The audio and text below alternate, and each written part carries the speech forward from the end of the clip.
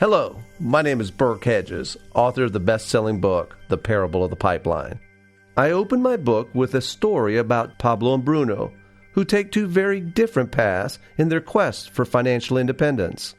What you're about to see is the delightful animated story of their adventure. So, sit back, relax, and enjoy the life-changing lessons in The Parable of the Pipeline.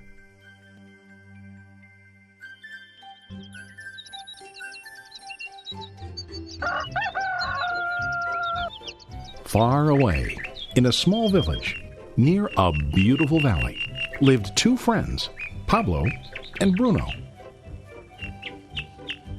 They were both young and dreamed of a better life for themselves. They'd often discuss their dreams about how they would become the most successful men in the village.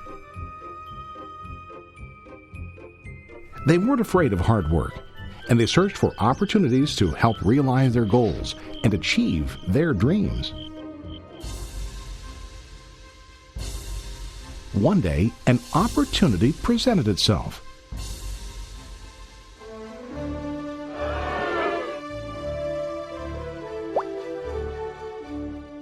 The mayor of the village decided to hire two people to bring water from a spring up on the mountain, across the valley, back down to the village. They were to be paid based on the amount of water delivered to the village.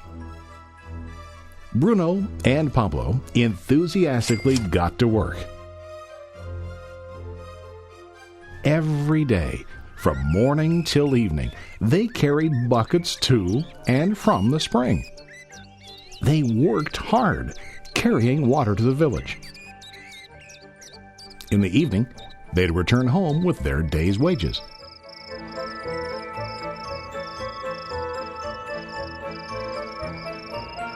Bruno was satisfied with his work and the money he earned.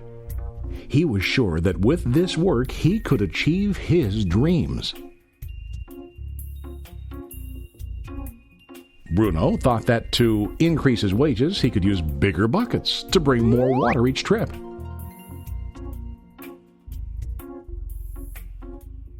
He believed with a larger income, he would soon be able to buy a cow and the house that he dreamed about.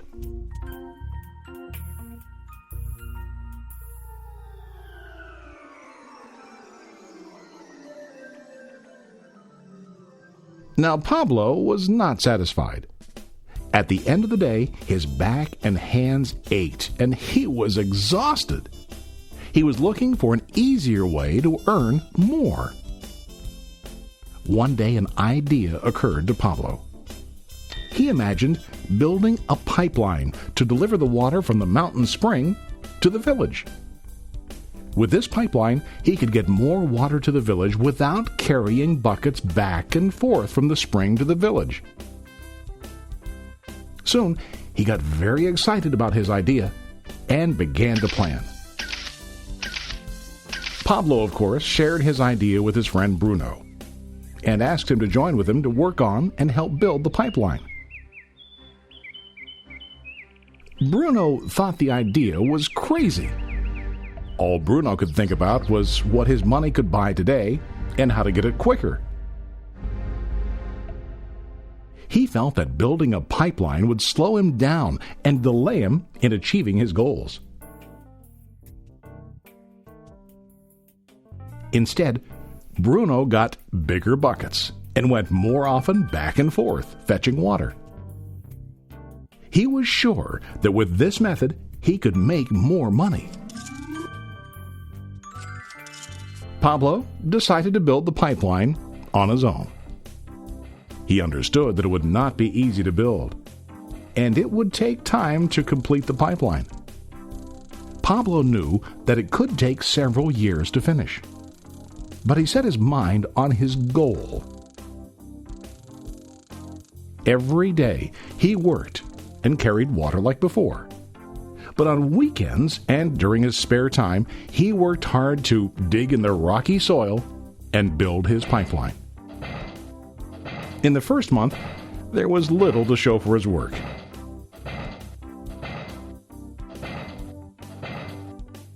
Bruno and the villagers laughed and teased him. They called him Pablo the Pipeline Man. During this time, Bruno's income doubled. He already bought a cow and a bigger house. His lifestyle changed. He now spent time after work in the bar, enjoying his hard-earned wages from delivering water.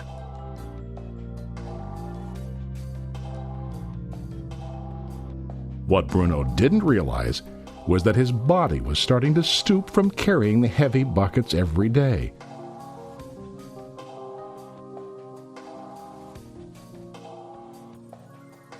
His face looked worn and his body tired.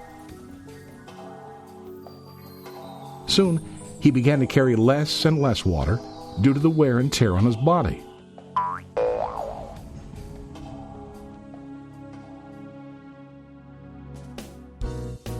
Month after month, Pablo worked.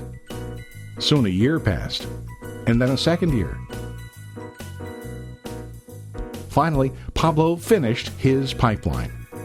He now used his pipeline to deliver water to the village instead of carrying buckets. Pablo was now earning more money than ever before. The water continued flowing to the village, while Pablo wasn't working. While he slept and ate, the water flowed. Pablo was happy and proud of his insight, persistence, and hard work. Now his income flowed as long as the water flowed through his pipeline.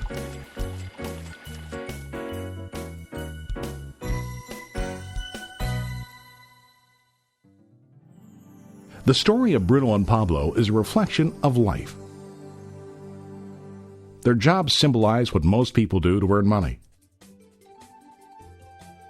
Bruno gets his money using buckets. He goes back and forth, carrying his buckets from the spring to the village in exchange for money. To increase his income, he either has to go more frequently to the spring or to use larger buckets. It's common in real life to increase our income by working harder. For example, working overtime or getting a second job. We also increase the size of our buckets by accepting a higher paying position, which often includes spending more time on the job. Most of us exchange time for money like Bruno.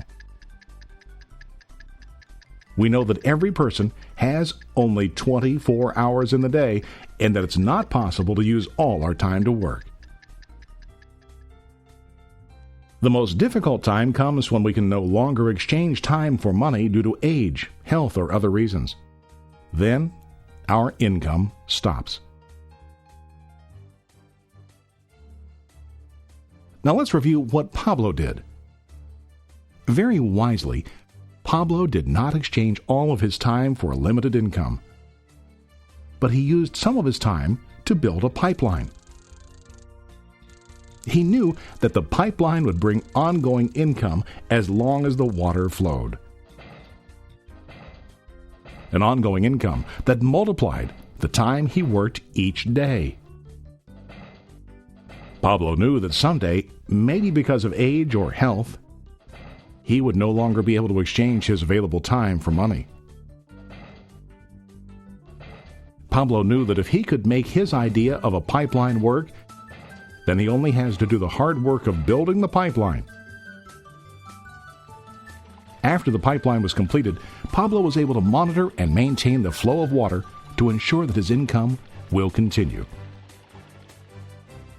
Pablo has shown us that to earn an income, we don't always have to directly exchange time for money. There really are better ways. How about you? Are you still like Bruno, who directly exchanges time for money? Or do you want to be like Pablo, building and maintaining a pipeline for ongoing income? If you are interested in the idea of building your own pipeline, contact the person who lent you this presentation. You can start building your pipeline today.